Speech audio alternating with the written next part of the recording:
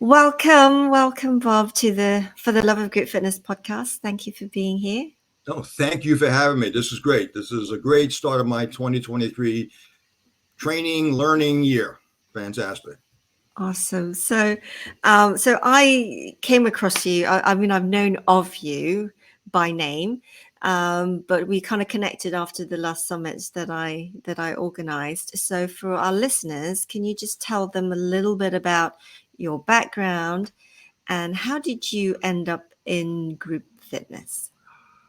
Okay, you want the long story. Okay, so We got time. basically, my coming through my career, my mother, my grandmother, their total focus was you have to be successful. No matter what you want to do, you have to be successful. However, my grandmother said, you may like that fitness stuff, but if you can't make money, you will hear from me. And she was her finger. And when grandma speaks, the whole world listens. So when I was in graduate school, I had to make a decision, exercise science or business. When my grandmother got involved, I had to shift from exercise science and go into business because grandma said I have to make money. So my passion was fitness, but my reality check with my grandmother was business. So that being said, I had to go into business first and still keep my love of fitness in the background until I was ready to make that jump. Mm-hmm. But I had to satisfy my grandmother. So I finished up with my master's. I ended up working for the Ford Motor Company in Dearborn, Michigan, in the States. Right. But even before that, I used to work in the aerospace industry. I used to work on the production side and the business side and the planning side for the F-14 fighter program back in the day. So, oh yes, Tom Cruise, Top Gun, that was me. Okay, I was part of that. Left there, went to Ford in Michigan. From there, came back to New York, worked for AT&T. And the experience in each of those major corporations was I was trained practically in business as a manager, sales, marketing, corporate planning, the whole 9 yards. So I had that experience. When I decided to start getting back into fitness, not group exercise, because I'm older than you. It was aerobics. It was me and Jane Fonda, all of that stuff, which is great. And I was teaching classes before I was certified because I'm the proverbial front row person. Went into a aerobics class. The room had 45 people. There were 6 rows. And as you know, if you're going for the first time, you cannot dare go into the front row. They will never stand for that. So I got that. I went to the back row. And my goal psychologically was to get from the back row to the front row, but I had to negotiate that process very carefully to show people in front of me that I knew what I was doing.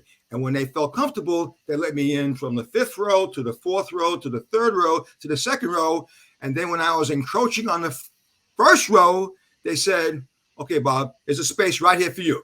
So I went into the 1st row and my career started because now I became a senior student. And when the instructor said, I'm going to be out tomorrow, Bob, you have the point. They would check with the rest of the front row. Okay, Bob could do it. So I got up there and I started teaching. Wasn't certified, but I understood the process, which really helped me grow into where I am today because I had a mentor. I had a mentor initially who showed me what to do and what not to do. So in that, it's okay to make your mistakes, my mistakes, but if someone else has already done that, their role is to help me not make their mistakes, which is fine. So that's how I got involved. And the next thing I knew, I was teaching. And then all of a sudden, my business focus was like, no more. And I did it full time. I took out my contribution, my pension, cashed it in, and started doing aerobics. And if someone digs really, really deep, they will find me with a short afro, hair. They will see my mustache. Yeah, I've seen it. Here, little Van Dyke, everything here. Spandex. Yes. Leg warmers. And a bandana on my right ankle. They will see that. There's evidence of that. It still exists today. So it's like, that's how I started. But when I started, I was still afraid. I was in a suburban area in New Jersey. when I learned, then I said, okay, let me go to Philadelphia, another suburban, non-major market, got more experience, another mentor. And at some point I said, I think I'm ready for big time. New York City. Crossed over, came in. Fortunately for me, I found a group exercise director who became my mentor, who was also a personal trainer. Wow. So my journey started right there with someone who had both. And all of a sudden, okay, you can do now group exercise, but you should probably learn to become a personal trainer. And that started a whole process. And in that process, I ended up meeting Sarah Cooperman back in like 1985. I flew from New Jersey to Chicago. I met her. We started bonding, gave me more motivation, more incentive. And I just said, I'm ready for New York. Let's make it happen. So that's how I ended up doing it. And then in New York City, like major metropolitan areas, probably like London, LA, Boston, the focus was you had to make money by running all around the city and teaching as many classes as you can get. Yeah. And what was good about it, that it was an incentive-based compensation program. So, for example, I'd have a base salary to start with per class, and the more people I brought in, the more money I made. So then the incentive was, I need to be better to fill my class to make more money, leave the class, jump on a bus, jump on a subway, run to the next class, and go back and forth. So I was doing probably about 20, 24 classes a week in New York City and being able to pay my rent, which is, again, my grandmother, are you making money? Yes. Okay. So keep doing that. And then that got me in front of all people, Equinox Fitness Clubs in New York City, which at the time was building its empire. And I came in there as a trainer, still teaching Group X outside, but my training started to accelerate to the point where I was doing 30 sessions a week, 40 sessions a week. I even went up as high as 70 sessions a week as I was approaching burnout. And I did that for 3.5 months. And what saved me psychologically and physically was that the first fitness director at Equinox decided to leave. The Erico family, the owners of Equinox, said, okay, who can we get to take the spot fitness director? And since I was there 7 days a week, 15 hours a day, what about Bob Esquerre? Boom, I got it. That created a whole other issue of success for me because I took my management skill going into management in the fitness environment, and all of a sudden I started moving up in the organization. But as I moved, because of my group background, I was able to leverage that understanding of people, which is very, very unique because I found over the years, most studio owners, most club owners don't really appreciate the value of a rock or 5-star group exercise instructor. They don't get it. But we're the ones that get the people in. We're the ones that make them come back. Yes. We're also the ones to get referrals because they are so happy with the results they're getting from us. So it's like, whoa, yes, I may be a fitness director. I may be focused on fitness programming, but my roots are in aerobics and group exercise because of the value I learned going through that process. So for everyone out there who's a group exercise instructor, kudos. You have something that no one else in the industry has, the ability to engage, to perform, to get results, and to build relationships where other folks, they don't really do it, but that's what makes us so unique. We have that skill set. And yes, we make mistakes going through the process, but that's okay. We get over those mistakes, and all of a sudden, what happens? We're able to engage different generations of people with different issues, different goals, different objectives, and they want us to be part of their fitness, health, and wellness journey. That's success as far as I'm concerned. You can never take that away from a well-trained, well-committed group exercise instructor. This is what we do, what we live for. Got it. Yes. So you mentioned here is a key thing, right, about value and the value a group fitness instructor brings and adds to an organization. And then you also mentioned that when you were running around teaching 24 classes, etc., that some of the classes were incentive-based, performance-based. Yes. So that model is rare in the UK of incentive based. It's Right. really rare. And it's usually, if anything, the rate, since the pandemic has gone down because classes have been cut to 45 minutes, etc. So I was talking to someone yesterday and they get £17 for an hour's class, 6:15 in the morning or however it is, and which is really not a lot of money. It's not. And honestly, and now the clubs in the states that have an incentive-based program understand the value through trial and error of a great group exercise instructor. And I hate to be perceived as a pushy American, but we need to change the culture in the UK. We really have to, because at the end of the day, the upside is if we get people to move, they're going to come in and they're going to spend their money to belong to a facility. And if they spend their money and keep coming back, there's recurring revenue right there. Number one. Number two, Yeah. they're going to bring their friends in, which will generate more money. And overall, their attrition rate for the studios or the clubs are going to go down because retention is going up. So long term, there's some money to be made. But if you don't take care of what we do as group exercise instructors, they're missing the boat. They are absolutely, as owners and as managers, missing the value that we do. And again, though, there are places in the United States that totally disrespect what we do as group exercise instructors until we have a conversation as to what is it that we do? What is the value that we bring to the table? So we know individually as practitioners, we bring the value. We have to convince the bosses, the ones who write the checkbooks, that, you know what, if we bring the value seriously, then you need to compensate the value providers. We are the value providers, basically. And again, one, we convince we bring value. Number two, we convince the owners that we bring value. And maybe it takes consultants like myself and other people around the world globally to say, you know what, there's a bigger picture here. It's not just what's happening on payroll day. It's payroll day, 30 days, 90 days, 1 year, 2 years, 5 years down the road. And all of a sudden, their financial foundation is stronger because of what we bring to the table. But again, though, they have to respect what we do. And that's always been a bone of contention I've had with club owners in my consulting business. I have to convince them that we impact not just the class, but the entire business. And to the extent we, as practitioners, understand that, it's like there's a conversation that we basically have.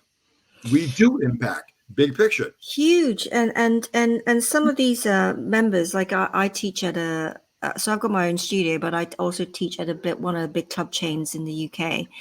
And I've been there since 2011 when I first moved to this area. And there are members in the group classes there that have been there since the club opened like 20 odd years ago. Yes. And yes, they use the facilities as well, like the pool and tennis and stuff. But, I honestly believe it's because of the classes that they stay, because it's not the treadmill, So. And here's the funny thing, which the owners don't get. We as practitioners, we don't show up when the class starts. We don't leave after the class is over. We come before the class starts to build rapport between ourselves and the students, but we also have the students start building rapport with each other to create their own community within the club studio community. How do you price that? That is an unbelievable value. And then once the class is over, we chit chat, we have a little cup of tea, and it's all about see you the next time. And who are you bringing the next time when you come? Do we have room for your friends? That's what it's about. So you have this whole thing now, again, because of COVID, you have groups like UK Active. Their mission now is to get people moving. Yeah.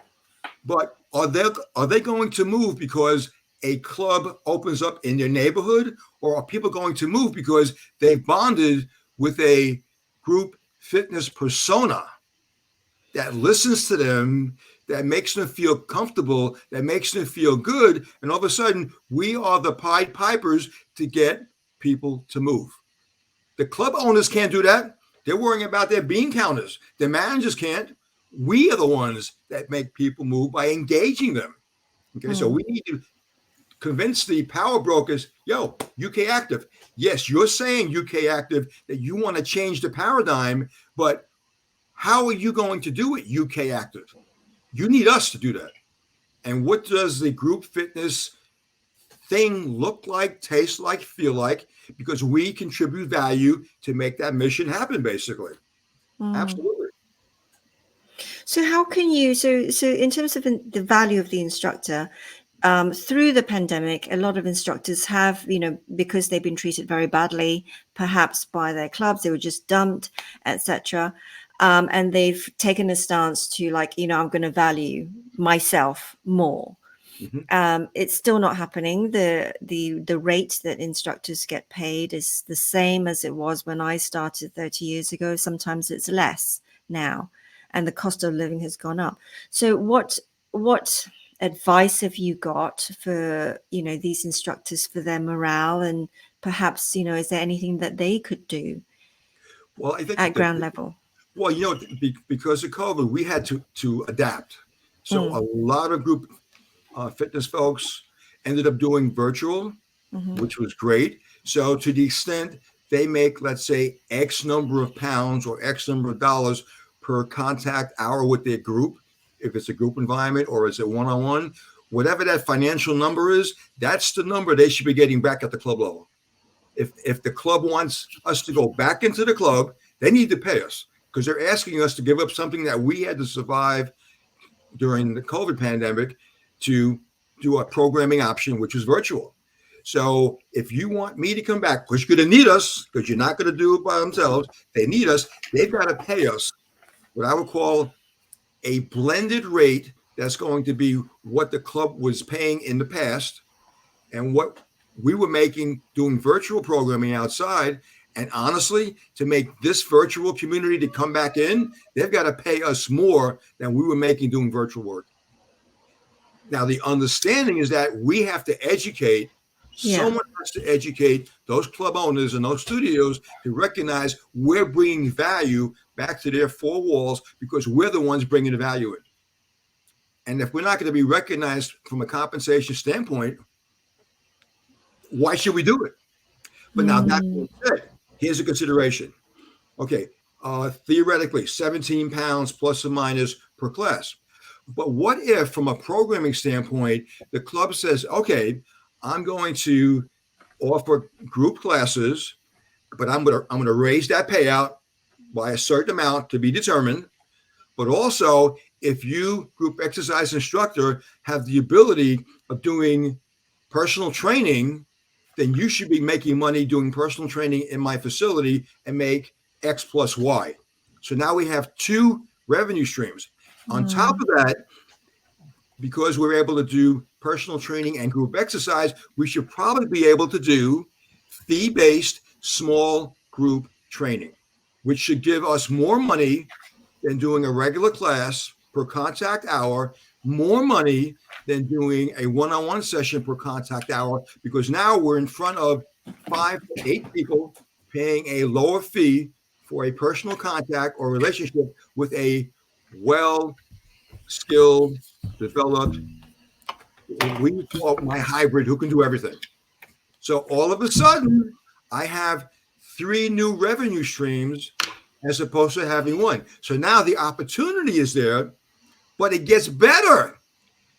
Clubs are all talking about health and wellness programming. How are they going to do that? Hello, they need us to do that. So they can create a different value-added income stream to have it delivered by the hybrid who can do everything. All of a sudden, we now have 4 revenue streams for the fitness pros coming in. And those 4 streams are going to do what? More traffic into the club, more memberships, more referrals, because those folks are going to be happy that they bonded with the hybrid who can do everything. Absolutely right. So we won't go back into the club unless the club financially makes it worthwhile for us. So just in the past 2 minutes, we're looking at 4 streams of revenue coming in. At least four for the fitness professionals that'll fix that terrible 17-pound per class. I can't Awful. even get my hands on that. It's It's so awful. bad. Talk about lack of respect for what we do. I just don't get it. Now, that being said, the states are trying to do something similar, but my issue with the states is that theoretically they're all saying the same thing, but nobody's talking about how to do that. It's the how, isn't it? It's getting club owners, and the decision makers to realize that, and it's just it seems a slow process. I mean, I even say to the people I work with, and I used to do it. I would approach a club because before I was very happy. I was employed, at the university, and I was teaching. I didn't want to set up my own business or anything like that. But even then, I would approach clubs and say, "Look, I want to run a workshop." And it could be a workshop on back pain or anything like that. But how about let's do a percentage split here? Like I'll bring people who are non-members in and they'll have access to the club, plus your members will get added value, right? And I would negotiate that with the clubs I was at. And and I think instructors should maybe look and take the initiative and have conversations with their line managers, perhaps. Exactly. And the interesting thing is that we mentioned it earlier offline, the Elevate conference coming up in June in London. There are 3 separate tracks. One track is what they call Thought Leaders Conference, seminars, and workshops.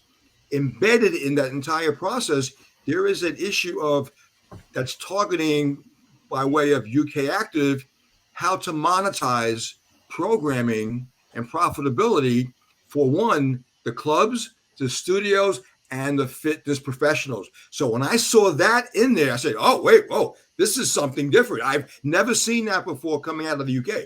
That is fantastic. The issue now is that the folks in the UK who go there, and they're going to be in front of UK Active, which represents the industry in the UK, they need to say, UK Active, these are our concerns: compensation, benefits. But here's the reality is we bring value to your members' trade organization table. We bring that value. Let's talk about how to make the value be reciprocal. So you win in terms of UK Active, UK studios, clubs. We win UK fitness professionals. But if we both win, guess who's going to win? The UK consumer. Everybody wins. Everybody wins, especially now with the whole issue of Activate the Nation that's coming out of the UK. I mean, that's fantastic.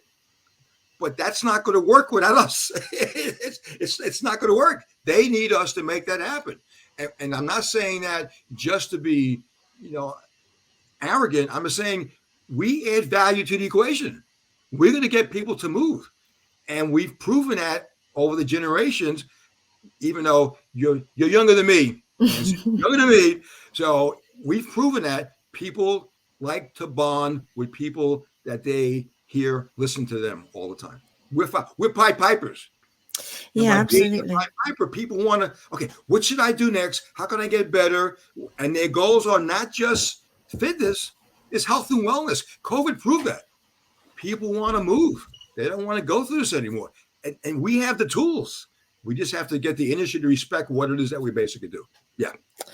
So talking about that and respecting, ourselves and for the industry to respect group fitness instructors, you said about, okay, if they went online and they were earning so much online, and so therefore really if they went back into the clubs, they want to be getting, on par, if not more than what they were making by themselves. This is an industry also that's driven on passion. And there's lots of new blood coming through all the time who are willing to do the hard yards for not a lot of money. Right. So there's this catch-22 situation where, yes, we need to value ourselves, but then the new blood that's coming through, it's like, I'll teach for free, just to get the experience. It doesn't help the situation. Right. And you're absolutely right. But here's the challenge though. And even if there could be a generational thing where the newbies they don't really care about the money. But the issue is that it's not so much about the money, it's the respect for the job that we basically do. So to the extent the newbies come up and understand the actual power, the power and Yes. reach of a great group exercise instructor, I don't think the average person coming in new, they understand that. They don't get that unless they get a mentor or a mentorship group that starts to reinforce success and failures and mistakes and corrective actions so we all can be successful. And what's the game plan? Yes, I love teaching, but by loving teaching with that passion, we draw people in who want to move. And the whole definition of fitness is changing now. The issue is, I mean, I need to walk a mile. My grandmother, my maternal grandmother, she was not in a traditional gym, but every day she would move. Yeah. She would move. And my mother would say to her, don't move too far because you may get mugged. New York City, you know how that goes. But she said, don't worry. I know what I have to do. I do it in the mid-morning. There's people around. So she would do it. 90s. And when she finally passed away. But her generation, age, they were dying in their 60s and 70s. It's my grandmother in her 90s, still kicking. My mother today, she belonged, before she ended up going to a gym, she would walk all over New York City. And then when she had the wherewithal and the money to join a gym, she was into swimming. She would swim 4 or 5 times, and then she would still walk. But then when my father came down with cancer, she became the caretaker. That stuff went by the wayside. Today, at 92, my father's passed, she still goes on her walks. And even though it's difficult, I am going to keep on moving. I will move until I move into my tombstone. That's, I hate to say that, but she's moving. Ma, where are you? I see 1.5 miles from the house. I'm going to make a U-turn in about 5 minutes and walk back. Oh, 92. That's amazing. 92. But her, that's fitness. That's her health. And when she doesn't do it, what happens? My schedule was off. I couldn't get out. I couldn't walk. It was too much ice on the ground, whatever. She's upset. But that's okay. She's moving. But we have that impact on people. So again, my recommendation for newbies coming up, find a senior person, not because of age, but because of experience, and just figure out, okay, I love this thing. How do I make it work for everybody so everybody basically wins? Yeah. At the end of the day. Yeah. It is about respecting the industry, really, isn't it? And all that we do, because we change lives every day, every single class that we. It's amazing. And what drives me insane is that I hear club owners, like, they don't get it. No. Why are you in this business, club owner? You should get out of the business and let somebody in there who understands the business and the upside to the business. We have an impact to get people to not have cancer, to not be obese. It's just amazing to me. And the whole issue with children, that's a whole, when I was coming up in the States, we had phys ed. Yes. Elementary school. Yeah. And some idiot, to save money, got rid of it. So they save money by getting rid of it. And now we have an obesity crisis here. It's like, okay, we save money. Now we're paying more on the back end. It makes no sense whatsoever at all.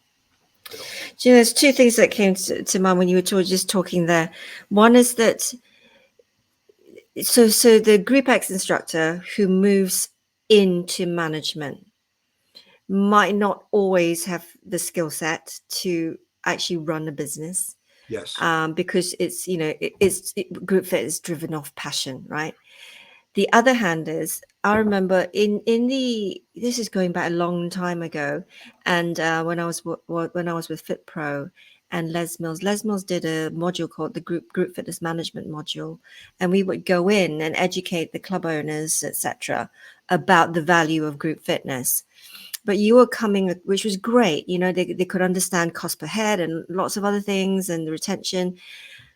But there were a lot of club owners then, and even now I still come across them, that haven't come from a fitness background, that used to be a manager for a supermarket chain, or, they've got management skills, but they don't necessarily even enjoy fitness, right? Yeah, exactly. Yeah. So it's two different things, and you're very passionate about this whole hybrid thing. But I'm just saying this. How does that work? If we're trying to move this industry forwards, when we have people at the top that might not even love fitness and they're there just to make money, and then you've got the ground level wanting a career progression and moving upwards, but not necessarily having the skill set. Okay. This is interesting because when COVID hit the States, for example, the various industries were classified as essential and they were given government support, money, everything. The fitness industry in the States was not classified as essential at all. At all, because it was very narrowly focused. It focused only on the top 20% of people who are working out anyway. And the government politicians said, why should we give you any money when you're only dealing with 20% plus or minus and ignoring the 80%? That was a reality check for the industry in the States. And since that time, after so many clubs went belly up, so many folks retired from the industry, studios closed down, the reality set in. We have to change our paradigm. We have to shift to be more inclusive to get in the 80%.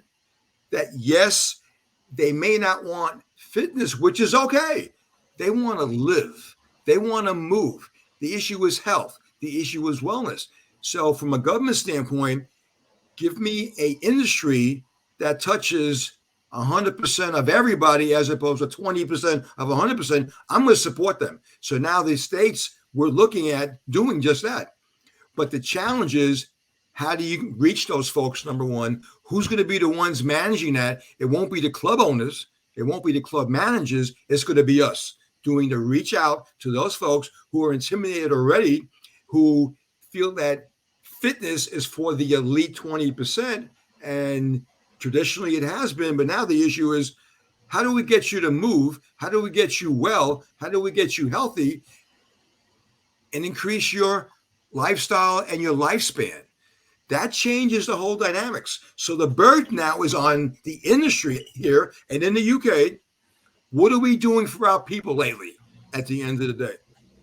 And we have to make it happen. So it's happening, but it's folks like yourself, myself, Joanne Groves, Sarah Cooperman, all those folks who get it. The issue is we get it. We have to, I hate to say this, browbeat the owners to say, yo, it's time to wake up because we have a solution. You're just in the way now, club owners who don't get it. Unfortunately, there's a club group in Lowell, Massachusetts. I just met the owner and her team after a conference that Sarah Cooperman gave in Boston back in September of last year. And I met, so the owner is so progressive, she sends her GM, her operations manager, to get educated in the business track under Sarah Cooperman to learn about things that they don't know, which was great. And they ran into me and they ran into Sarah. So these two managers took 2 panel discussions about the business from Sarah Cooperman, and I was on those panels. And one of them came and took my workshop, 2 of my workshops. The GM goes back to his owner and says, this is what we learned.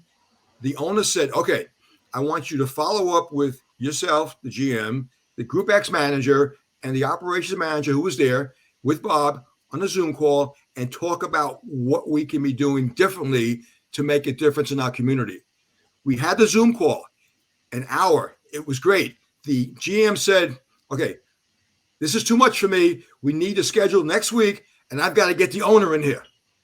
The next week, the owner came in, Sherry came in, and she thanked me for helping her people understand the business piece. Because she got it, she wanted them to get it, and then we spent the next hour how to improve her business, which is already great anyway, and expand it. And then this was going on in October, the conversations. This year, 2023, 90% of the concepts we talked about, she's put in place. She's put in place. The outreach is beyond the 4 walls. She had, before we met, a Parkinson's disease program in her facility that was managed not by her personal trainers, but by physical therapists who had free time. So she paid them to come in to deliver Parkinson's disease training, targeted outside the community within the four walls. Beautiful. Oh my God. So here's a studio, or a club rather, that gets it. And they're doing it well. And then she did a post last night, and I just put it out there, say, this is what should be done. This is how it's done. Her personal trainers are fantastic. Her group exercise people are fantastic. The physical therapists who work for her in her gym love it. The consumer love it, because it's not traditional fitness, it's health and wellness as well. So it's like, it can be done. So the extent you have a progressive owner and they're out there, we need to let the world know, our group exercise instructors and trainers, you got to work for these people. You may not like Lowell, Massachusetts, but she has a great program that respects what it is that we basically do. You know, and I think the video of her physical therapist working with the Parkinson's disease people in the room as observers with group exercise instructors and personal trainers. I loved it. It was great. So she's creating that synergy already, because she knows the upside is it's going to make her brand, her facility, her team that much stronger. Absolutely. She gets it. She absolutely gets it. So the key piece here, really, or the key is education, right? Yes. On both levels for decision makers, etc., to appreciate the value, but then also to upskill the personal trainers and the group fit instructors in understanding the business aspect. Yes. Because ultimately, if a facility still needs to be in profit, otherwise they wouldn't exist. They would fold. Exactly right. But a lot of instructors come because they love it. They just love the aerobics and stuff, but they don't understand sometimes, because decisions are made, business decisions are made. It's not always communicated right to the people at ground level. Right, and part of the learning process for the owners is that they have to do just that. It's not just about them; it's about the team, and team is together. Everyone. What's the rest of that? That's okay. I'm not going to put you in the spot anymore. I already did that. The whole issue always wins. Exactly. But that's okay. That's okay, because that's a team. I learned that at Equinox. Equinox was like, it isn't about one person. It's about the collective. And that's what made Equinox fundamentally strong from the roots. Everything was about everybody. Everything was about the team. And to the extent club owners and studio owners get that, the team works. Exactly right. So again, there's more and more workshops and seminars at the Elevate conference talking about the business aspect of fitness. It's there. To the extent group exercise instructors and trainers have a mentor, they're going to be learning that as well. There are so many great organizations in the UK that are doing it right now. We just have to have them all reach out and connect to make it happen. We have a common mission. Yeah. So I've got a boutique yoga studio, and we do have Les Mills Body Balance on the program. And so we could attend the group fitness management module, and you could send someone on your team on for free. And one of our freelance instructors is a bookkeeper, and I went, an older lady, and I went, you need to go. Yes. And she did it. It was all online, and she did it, and she could understand then, so she had a bookkeeping hat on, but then she'd always had this like teaching classes, bookkeeping, teaching class, and actually they work really well together. Because yeah. Exactly right. I think that the biggest, there was a piece today in the Times of London. There was a quote from the Cancer Research UK. They said by 2040, the UK population of at least 42 million of the entire UK population will be, the quote was off, but it said that 42 million UK citizens will be prone to 13 different types of cancer because of obesity. Because of Yeah. we can fix that. We can fix that. We can stop that from happening. I mean, I know. And it's nothing new, right? Because when I was lecturing at university, I was lecturing on obesity back then, and the stats back then was 1 in 6 in the UK were obese. So I think I'm 1 in 4 now, right? right, But exactly. It's. then and nothing was done back then. It's like I know. 20 I know. plus 30 years ago. It's crazy. Yeah. This is an opportunity now because of COVID to get it right. It really is. Mm. This is the time to get it right. Yeah, and we're So very instrumental to make that happen. so where would you like to see the group fitness industry go in the future? Well, honestly, we should be recognized as a partner to make the industry focus on health and wellness. The fitness is going to come along. The health and wellness is a major problem. So in the States, the 80% we don't touch, that's 80% of the population we can save. We can save. So we need to get away from traditional fitness and look at fitness, health, and wellness. But traditionally, everybody talked about fitness, health, and wellness. They only dealt with fitness. Yeah. Now, with COVID, the issue is we need to help. We need to work with health and wellness. The fitness will come along. Yeah. Fitness is being redefined. It'll come along. My mother, her power walking is her fitness. But she's healthy and she's well. That's okay. That's her sweet spot. She wants to be comfortable. Exactly right. Yeah, my mum does Tai Chi and There you go. Qigong. And she always used to go, she lives in Thailand, and she used to go to the park, in the mornings and Yes. do it there for a few hours. And obviously COVID hit.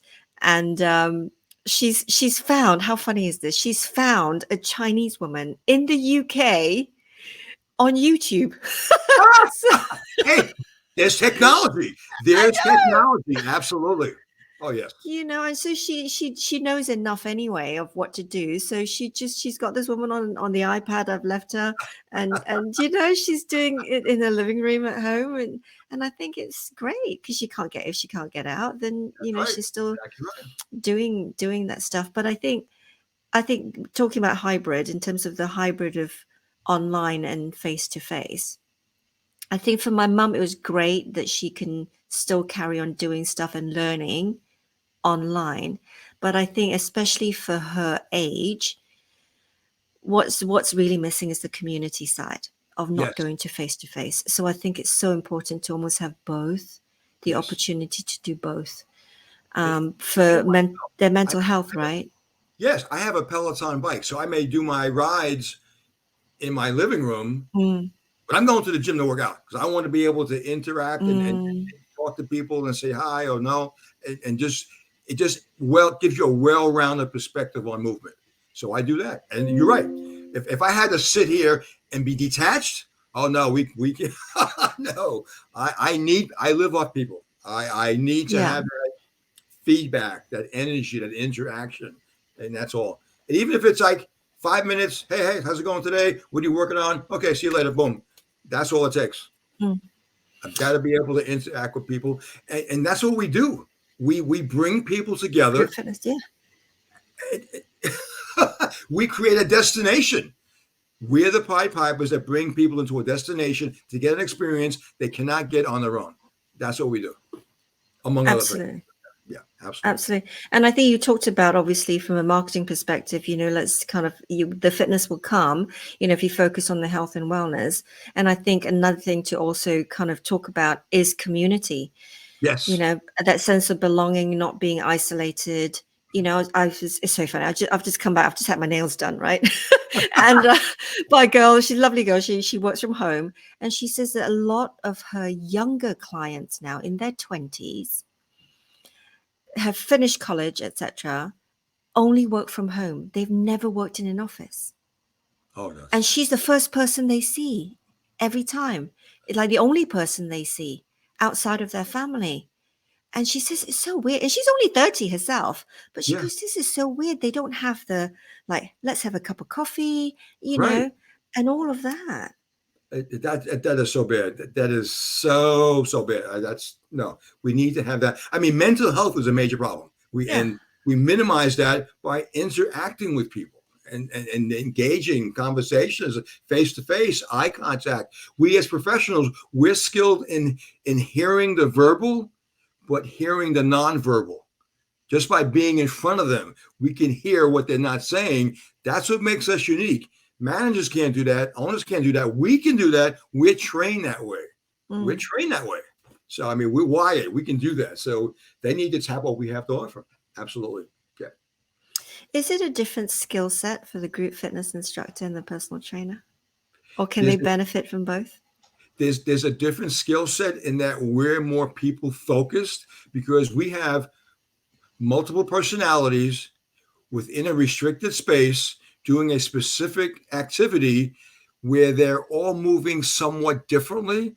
In their minds, they're moving the same way, but we as professionals, we see Mary doing this, Bill doing that, and they don't look the same, but in their minds, they're doing it. So how do we not make them feel bad and get them to get better and better? That's a skill we have. One-on-one, it's one-on-one. But if you take a personal trainer who's not trained in group dynamics and try to have them work with 5 people, it's going to be ugly. Because as a trainer, trainers are not trained to multitask in that way with more than one person. That's just the nature of the beast. But trainers who can do that are better trainers and create more revenue streams for themselves, the studios, and the clubs. So there's an incentive, though I fully recognize it's harder to convert personal training into group fitness. But if they want to do it, I can teach them because I've done that for years. I've done that. And it's strange. All I need to do is hear from a personal trainer, I want to learn how to do this. Where do I start? My first recommendation, take a class. That's the first recommendation. The second recommendation, the class you take, go to the back of the room.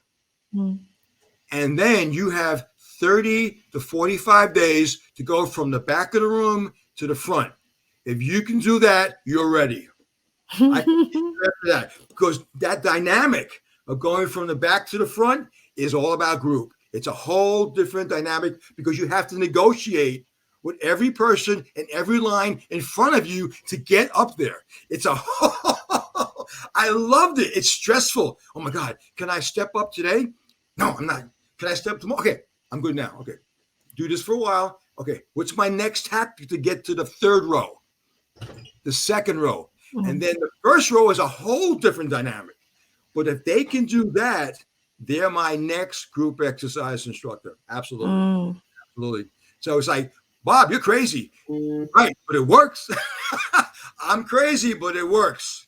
But if they want to do it, we can do it. There's folks all over the world who've helped personal trainers make that transition.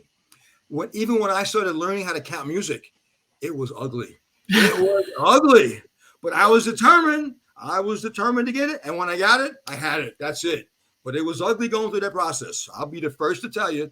But when I had it, it's like, even when I lecture, as you walk into my lectures, there's all kinds of music playing. And I'm like, yeah, man, okay, I'm ready. That's it. So once you have it, you can't lose it. So, anyway. I think it's easier for, obviously, the group fitness instructor moving into personal training. Yes. Absolutely. But they might not. I come across a lot that don't want it because they love the energy of the group dynamics and they go, I don't want to do personal training. And I think, yeah, but you have an opportunity to help someone at greater depth if you would only just open your doors to helping that one person, right? And part of the transition from group 20 to 40 people to one-on-one is small group 5 to 8 or large group 9 to 20. And be paid more. Yeah. But it's more than one-on-one. But again, it's an option. It's sitting right there. Yeah. Definitely. So you've been in this industry a long time. Yes, but I am that old. I've been here a long time. And yes, I am that old. I was going to say your mom's 92. My dad's 94. You're younger than me, right? You're younger than me, right? I'm younger than you. Yeah, my parents were older. My mom's Everybody's 87. younger than me. Anyway. what does the future hold for you? Because you've recently stepped back into the ring. Yes, I came out of retirement. I stopped consulting in 2010. But I still kept teaching classes. I kept training clients until 2017. And then my wife and I said, okay, enough to just hang out. So we started hanging out. We have a place in London, so we go back and forth. But then COVID hit. And the challenges of COVID and losing so many good friends who ended up leaving the industry, studios closing, clubs closing, and then the rejuvenation of the industry with new objectives. I felt I had something to contribute. Because at the end of the day, I want that 80% we've never touched. Yeah. So, but we have to create a path to get there. And I've done that in the past with other issues and other problems. I say, hey, I can help that. I can help work that through. And I can work with club owners, studio owners. I can work with group exercise instructors, personal trainers. I can work with CEC providers for continuing education, certifications, done that, been there. So I can put that whole thing together. And that's what I'm basically doing now. I'm a sounding board. I'm a mentor for a bunch of folks still to this day globally. And I'm working more with clubs, trying to get this thing right. And again, we have a short window. The governments have told us, fitness industry, you guys are not essential because you only touch 20%. So I want that other 80%. So I can contribute to that effort going forward. Yeah. And I've been a practitioner. I've been in the trenches. I work with people. I see people. I know their sweet spots. I can hear the unspoken. I've been doing that for years. So I can help other folks coming up who are there now do the same thing as well. Absolutely. Wonderful. So what, for someone starting out in this industry, what advice or tips do you have for them? Okay. Number one, you have to get a mentor. You've got to be able to find somebody that you respect, as I did. I'm doing aerobics classes back in the 80s, and my director gave me a sense of, okay, you're doing this pretty well. Just keep on doing it. And then if you want to get involved, I'll show you how to do it, and I'll show you what not to do and show you what to do. So that gave me my basic foundation with my first mentor. Went to my second mentor, which got me from New Jersey to Philadelphia, and she gave me a different set of skill sets to be able to make that transition from corporate to aerobics, group exercise. I crossed the river into New York City, and I found a Group X director who was a Group X instructor and a trainer, and she gave me both worlds. Every step of the way, I learned. It was a teaching, learning experience that made me make less mistakes. I made my own mistakes, but that's okay. I didn't repeat those, but it gave me a foundation of success and drive and ambition to say, hey, you know what? I can do this. I love doing this, and I can make a difference. So once you understand that, nothing can stop you from taking off. There are folks who want part-time, agreed, but we need more half-time people and or full-time people to make a difference to that 80% that we're not touching at all. But that mentor relationship is going to help. But as you go through the mentor relationship, you're going to find out what we don't know, which means we have to go back and get more educated. Every time I learn something different or I learn what I don't know, I have to go back to school, which is fine. That's okay. So my skill set's improved. My application of the skills to a diverse population makes me more valuable to get more results and make people move, be healthy and be well. And fitness will come along afterwards. But if they move and they're healthy and they're well, fitness will happen by itself. Absolutely. So if you could sum up group fitness in one word, what would that be? Powerful. Okay. Powerful, because we can make a difference. We touch more people where they want to be touched at. And the touching part is emotional. We have an emotional connection. Once we make that connection, the sky's the limit. Nothing can touch us or stop us from taking that person on a journey that's unique and specific to them. It's all about them. We're the facilitator. It's not about us, except we feel good about it, but we become their facilitator that's specific to that consumer. And at the same time, we take that consumer and put them within a community of support, which keeps them focused. because yes, they're engaging with me to the extent I can create a network for them. They support themselves beyond coming to the club or the studio. They go to the movies, they go to the park, they hang out with their kids, their grandkids. That's all part of that process. And sometimes people don't have those kinds of skills. So going back to the manicurists who have people in their 20s, seeing them for the first time, they're going to be socially inept. They can't talk to people. I mean, they that creates mental issues later on in life. It really does. It really does. We ended up talking about, like the younger generation, the kids who've, and she was talking about babies that were born during COVID, and not just the impact on the child, but the impact on the mother, because the mother's suffering from separation anxiety now. The kids going to play school, Right. And all of that. So, so I think we've got such a big part to play in terms of the health and well-being of the nation. Yes, we can help on absolutely. so many ways. Wonderful. So where can our listeners find you? Well, you can find, I would say the first place to find me is going to be with Ann C. Wherever Ann is, I'm going to be there. They can always reach out wherever Ann C is. You'll find me there, number one. Number two, you'll find me on LinkedIn. Bob Esquerre, that's no problem. Facebook. On Facebook, we have the Esquerre Fitness Group International. That's the business side. But then we have a personal side. My wife and I, Bob, Jolyn Esquerre, on Facebook. We're there. And if anyone in the audience has a question, there is no such thing as a dumb question, because I succeeded by asking questions, and every question had a purpose. And again, reach out. I'm available. No problem at all. And let's just keep on chatting. But again, you can find me with Ann. Wherever Ann C is, I'm there. More like the other way around.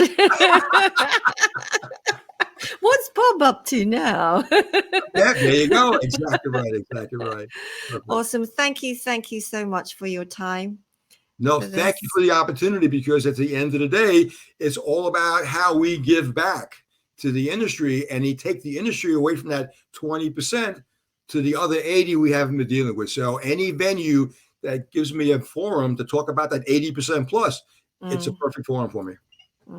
Awesome. Thank you so much. And I will catch you online. All right. Take care. Bye-bye.